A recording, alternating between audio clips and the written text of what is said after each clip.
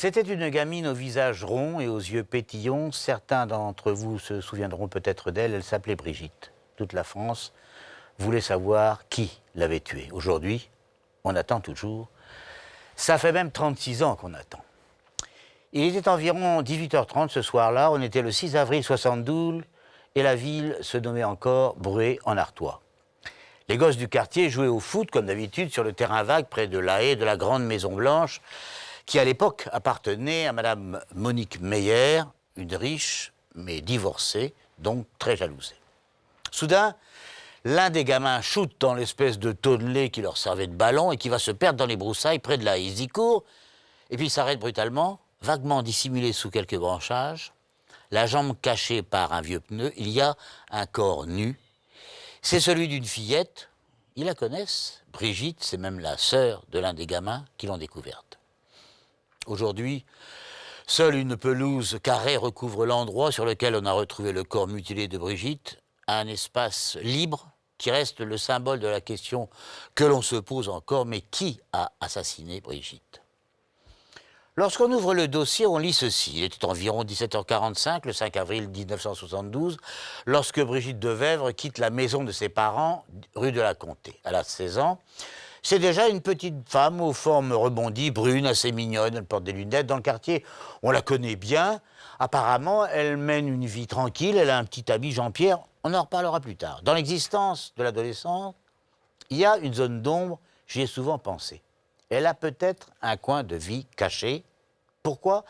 L'une de ses amies va raconter plus tard que Brigitte lui avait dit « Tu sais, je fais des courses pour les riches » et elle lui avait montré des billets de 50 francs, de l'époque. Mais cette piste ne sera jamais vraiment explorée. Le juge disait que ce n'était que racontard de gamine. Peut-être, peut-être pas. Pourquoi la gamine aurait-elle inventé cela ? Elle avait l'air très sincère, je m'en souviens. En partant, Brigitte a dit à ses parents qu'elle allait chez sa grand-mère. Elle le faisait souvent, la vieille dame servant parfois d'alibi à l'adolescente. Que faisait Brigitte durant ces soirées où personne ne savait où elle était et avec qui était-elle ? La découverte du corps, 24 heures plus tard, met le quartier en ébullition. Le corps donc est dénudé, le crâne en est fracassé, côte et tibia cassés. Les photos sont effrayantes. Elles révèlent un acharnement d'une violence extrême. Le rapport des légistes précise qu'il n'y a aucune atteinte sexuelle, mais le procès verbal précise que le crâne a été enfoncé à l'aide d'un objet lourd et coupant. L'enquête est donc confiée à un officier de police judiciaire qui s'appelle Auguste Ollier. En fait, cet enquêteur et ses observations, cet enquêteur sera, à mon avis, négligé par le juge d'instruction. Pourtant, le policier possède à ce moment-là une entrée de piste très importante. En effet, 2 semaines auparavant, à Cauchy-la-Tour, une commune voisine de Bruay, une jeune fille avait été tuée dans à peu près les mêmes conditions que Brigitte. Elle s'appelait Myriam Villaume, la trentaine, même profil un peu que Brigitte, étranglée, côte cassée, crâne défoncé. Les blessures semblent avoir été provoquées avec le même objet. Le corps a été également dénudé, mais là non plus pas de violence sexuelle. Première impression des enquêteurs, un colosse animé de pulsions sexuelles non assouvies. Le bon sens aurait voulu que ces deux affaires soient jointes tout de suite. Le juge de Bruay, le fameux juge Pascal, écarte cette hypothèse. Pourquoi ? Comme tant d'autres journalistes, je l'ai plusieurs fois demandé. Il disait qu'il ne sentait pas cette piste. Pour sûr, il préférait l'autre. Dès le début de l'enquête, 3 témoins majeurs vont se présenter. Dans ce quartier, tout le monde se connaît. Brigitte était une enfant affable et sympathique. On lui parlait, elle était très gentille. Son meurtre a soulevé une émotion intense. Donc, un voisin de la rue de Ronchicourt, monsieur le maître, indique, voilà, le soir du meurtre, j'ai remarqué une 504 blanche stationnée devant chez moi. Il ajoute, j'ai d'ailleurs noté son numéro d'immatriculation. Ah oui, pourquoi ? Ah bah, je le fais à chaque fois qu'une voiture se gare à côté de la mienne, au cas où elle me causerait des dégâts en manœuvrant. Voilà. La réponse, elle est simple, elle est crédible, elle rend crédible l'information. La 504 est immatriculée 41 63 CQ 62, si mes souvenirs sont bons. Le propriétaire est immédiatement connu, il s'appelle Pierre Leroy, notaire à Bruay. Un second témoignage vient d'ailleurs confirmer le premier, celui de Chantal, la fille de monsieur le maître. C'est une infirmière. En rentrant chez elle dans le quartier vers 20h10, elle remarque également la voiture blanche. Passant à côté, elle distingue la silhouette d'un homme de forte constitution, assis et immobile derrière le volant. Chantal remarque également une veste sur le siège avant de la 504 et des raquettes de tennis sur la banquette arrière. Témoignage précis, sauf que la jeune femme n'a pas distingué précisément le visage du conducteur. Et je me souviens qu'elle m'avait répondu, mais je n'avais aucune raison de le dévisager. Pour le moment, j'ai pensé que ce type attendait quelqu'un. En plus, il ne faisait pas très chaud, j'étais fatigué, je voulais rentrer chez moi. Vous n'avez jamais pensé qu'il puisse s'agir de Pierre Leroy? Oh, on m'a beaucoup questionné. Je n'ai jamais dit que j'avais reconnu Leroy. Je n'ai pas aperçu son visage. Un troisième témoignage est d'une importance capitale. Il s'agit de Dominique Roger, une laborantine qui habite également rue de Roncicourt. Ah, si vous saviez combien de fois j'ai été obligé de répéter ce que j'ai vu, ce que je vais vous dire. Je revenais du travail, je venais de descendre du bus et je remontais la rue de Roncicourt. Il était environ 19h45. À la hauteur de la plateforme, dans le quartier, on appelait ainsi une espèce d'espace recouvert de bitume. À côté de la plateforme, j'ai reconnu Brigitte qui discutait avec un type. Ah, quel genre? Il pouvait ressembler à Pierre Leroy? Oh non, pas du tout. Je suis passé à côté d'eux, il devait avoir dans les 25 ans, un peu bedonnant, il avait un pull foncé à col roulé. Ils parlaient tranquillement tous les deux. Brigitte avait l'air de le connaître. Dominique Roger, c'est une laborantine, elle a l'habitude d'observer son témoignage, même isolé, très important. Il sera expertisé, l'heure du bus vérifiée, la distance entre l'arrêt du bus et la plateforme soigneusement mesurée, tout concorde. Et Dominique Roger ne changera pas un mot de son témoignage. Qui était cet homme? Quelle relation entretenait-il avec Brigitte? A-t-on cherché vraiment à répondre à ces questions? Non. Et bien pourtant, ce témoignage solide fragilise toute la suite de l'enquête et on va comprendre pourquoi. Dans la mémoire des enquêteurs, deux indices surgissent, des recherches sur le meurtre de Myriam Villaume à Cauchy-à-la-Tour. La nuit de sa disparition, à la sortie du bal, des témoins ont remarqué la présence d'une voiture de couleur claire. Et à côté du corps de la jeune femme, on a retrouvé une chaussure de tennis pointure 42. Voiture claire, chaussure de tennis, homme fort, tout désigne alors Pierre Leroy. En effet, le notaire, à l'époque, est une sorte de colosse, je me souviens, 1m85, 100 kg. Pierre Leroy va commencer là une sorte d'itinéraire de l'humiliation. Dans un premier temps, c'est vrai, on prend quelques précautions. Pierre Leroy est un grand notable, notaire des charbonnages de France. Derrière son aspect respectable et réservé, Pierre Leroy, célibataire, est un introverti, discret, timide, en particulier avec les femmes. Il commet sa première erreur, il nie avoir été présent ce soir-là rue de Roncicourt. Mais pourquoi fait-il cette erreur? Nous n'avons pas compris tout de suite, m'a dit des années plus tard l'un des enquêteurs. Ce refus de reconnaître sa présence à cet endroit et à cette heure nous a convaincus qu'il avait quelque chose à se reprocher. C'était sa voiture et la description de Chantal Lemaître correspondait bien à son signalement.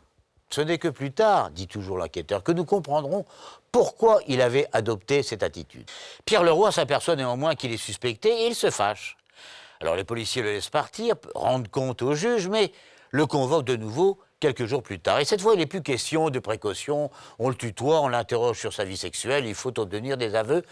Pierre Leroy n'en fera jamais aucun. En fait, personne ne tente de comprendre qui est réellement cet homme, on se contente, la presse en tête d'ailleurs, de lui plaquer une image et de l'enfermer dedans.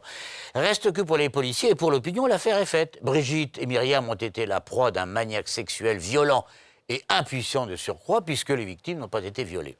Le juge Pascal n'hésite pas un instant, il met en examen et incarcère Pierre Leroy. Le notaire vivra plus de 3 mois en prison avant d'être remis en liberté. 3 mois d'insultes et de calomnies. L'époque, je dis ça pour les jeunes, l'époque était étrange. En fait, on sortait des mythes et des polémiques de mai 68, mais certains, à l'extrême gauche, maoïstes, trotskistes de tout calibre, ne désespéraient pas de mettre à bas la bourgeoisie. Déjà, désigné comme l'assassin d'une enfant, le notaire était le parfait symbole d'une classe sociale qui s'abritait derrière le secret de l'instruction pour dissimuler ses turpitudes.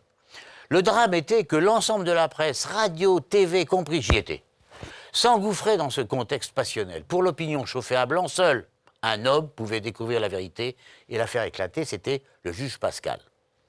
L'homme dont la carrière n'avait eu jusqu'à présent aucun relief se retrouvait projeté du jour au lendemain à la une des journaux et des JT.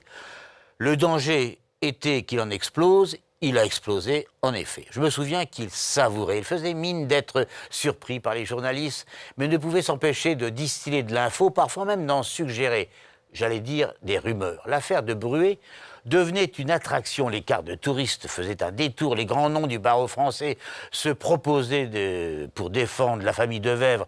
Et le comité pour la vérité et la justice, présidé d'ailleurs par Serge July, je ne sais pas s'il s'en souvient, s'était installé dans la petite ville du Nord. Dans ces conditions, le petit juge faisait quasiment la une chaque jour. Petite taille, légèrement bedonnante, tête carrée, cheveux blancs bouclés.